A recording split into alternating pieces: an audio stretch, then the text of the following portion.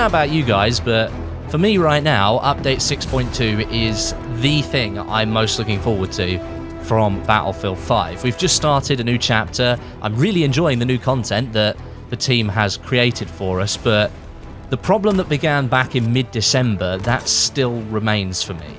There's that small matter of weapon balance and time to kill. Now, DICE gave us their reasons for making these changes back then, which I can definitely appreciate, even if I don't agree with them, but I think it's been clear from the outset that the changes initially were way off target, and they didn't achieve any of the goals that DICE really set for themselves.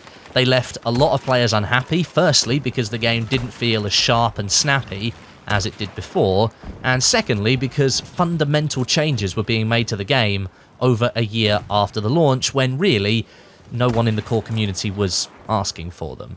I personally felt at the time that the MMGs needed to be completely reworked, and perhaps the anti-tank rifles could be removed from the recon class and transformed into gadgets, but I certainly wasn't asking for a complete rebalance of all of the weapons and a shift in the time to kill.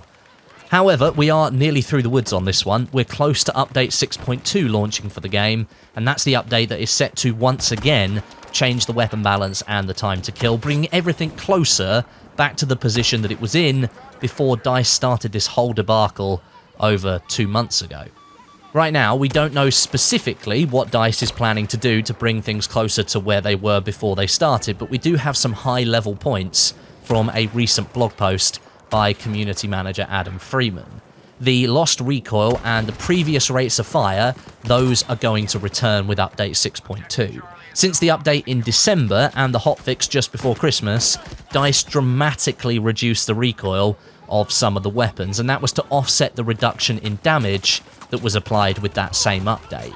The theory here is that if it takes you more bullets to kill at range, then reducing the recoil to make connecting those shots with the enemy, that's going to somewhat maintain the amount of time that it takes you to kill someone.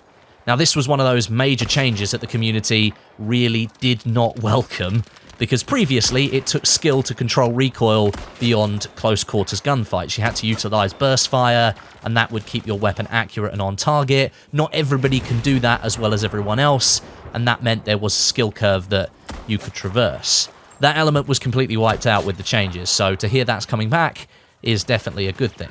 Secondly, according to DICE, Update 6.2 is set to maintain a damage model that ensures weapons that are designed to be lethal in close quarters remain lethal in close quarters. And then the other way around, weapons that are designed to be powerful at long range, they will be powerful at long range. So, for example, the Type 2A, that's a high rate of fire SMG, that thing should be lethal up close, but it shouldn't be able to take down assault rifle and LMG players at longer distances. This is one of the main weapons that will be targeted with Update 6.2, so hopefully, once the update goes live, players who are just currently only using that weapon, which seems to be about 99% of the player base, those players will be forced to go back to a more conventional style of play. However, I mentioned longer range damage weapons. Compared to Update 5.2, when DICE first implemented those balance changes, you will remember some pretty mental figures like, at long range, it took 13 bullets to kill someone with the FG42. That kind of situation is not going to be happening with 6.2. 6.2 is going to smooth out the damage drop-off curve so that weapons don't feel like they just lose all of their power over a really short distance. That's one of the main issues I have with the gunplay right now. I think it's introduced more confusion for the player because there are these sudden drops in damage. They eliminate any sort of predictability when it comes to fighting an enemy at any sort of range. So, as I've said countless times before, Update 5.2 and the hotfix, they made things worse instead of making things better. With Update 6.2, smoother damage drop-off, that means more predictable damage at longer ranges, and that leaves us, the players, with a better understanding of how much damage we're likely going to do. And it is those longer range damage weapon classes like the semi-auto rifles and the pistol carbines that got hit really hard with Update 5.2 that are really going to feel the benefit with Update 6.2. Those weapon categories went from being really effective to downright terrible overnight, and apparently 6.2 is now going to rectify those problems. Weapons that should be more effective at longer ranges, not only are they going to have their damage drop-off smoothed out, but they're also going to have their damage drop-off extended. So that means they're going to need less bullets at longer ranges to kill people. Assault rifles and machine guns, they're also going to be returned to close to their previous role positions, and that means they will see their damage drop-off extended a little bit further out, reducing the bullets you need to kill enemies. Now, quite clearly, based on how long it's taken DICE to get themselves back round to a similar position to where they were before they started, the balance that we see implemented with Update 6.2 is not going to be identical to what it was before Update 5.2. I see lots of people saying they still want a complete revert of the TTK, they want the weapon balance back exactly the way it was before Update 5.2. That's not what's happening here. If that was what was happening, it would not have taken this long. Instead, what we're going to see is a slightly different balance overall, but one that sits much closer to where it was originally. And I hope after all of this, the fact that we have gone pretty much round in a circle, that DICE has gone and fixed some of the outliers that we had before Update 5.2. If DICE has gone through all the trouble of working out yet another balance point that they want to implement, I really hope that the team has taken the time to consider what actually needed tweaking and bringing into line before they went ahead with this blanket change in Update 5.2. That was the biggest issue for me with that update. It was the approach that they took. Instead of continuing to do what they were already doing through 2019, which was rebalance each category of weapon or individual weapon in updates spaced out from one another to lessen the impact of those changes, they just went all in with a blanket rebalance, as they did in late 2018. That was something they promised not to do again. We've gone through that entire argument, and you know what, I can't even bother to talk about it. But I understand that DICE might want to change how the game plays, or they might want to introduce new systems to make the game more engaging, but completely reworking a core fundamental element of the game so long after launch, that was only ever going to be received negatively once the community realized the extent of the changes. DICE chose to create a more tactical, slightly more hardcore experience with Battlefield 5. That decision was made before the launch, and it's what should have been stuck with all the way through, in my opinion, for better or for worse.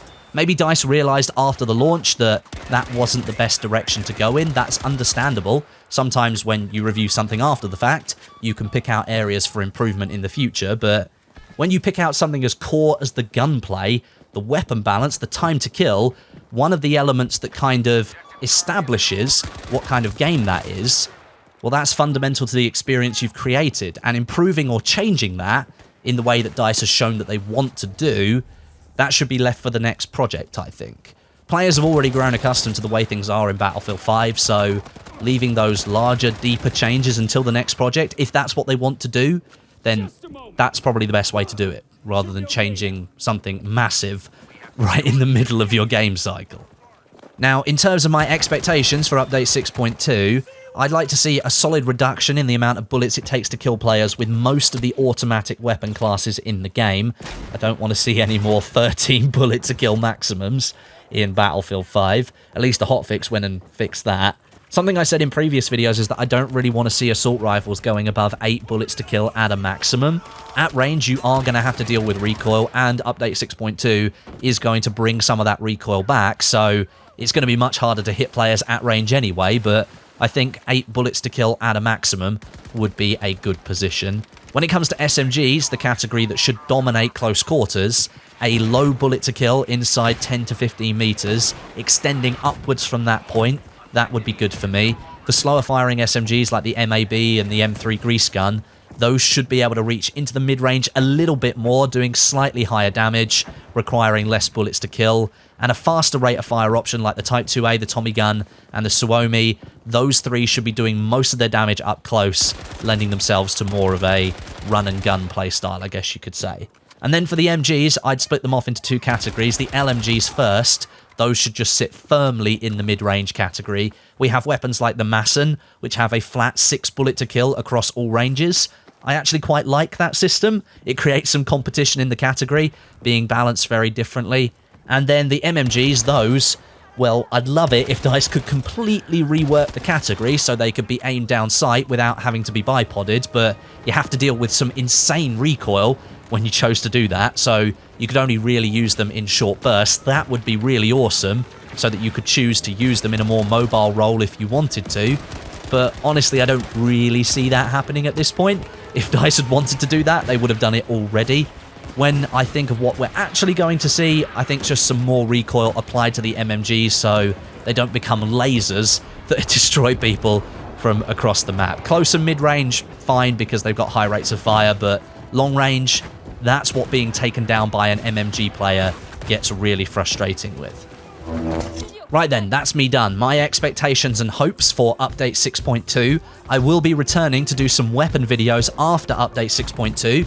There's literally been no reason to do those at all since DICE started messing around with stuff in December. I've held all of my videos back until after 6.2 because at that point I think we can be pretty confident that the weapon balance will remain that way until the end of Battlefield 5. So after 6.2 goes live, I'll have lots more weapon videos going up. But a big thanks for watching this video today, guys. Leave me a rating and a comment. It is always appreciated. And I'll catch you all in the next one.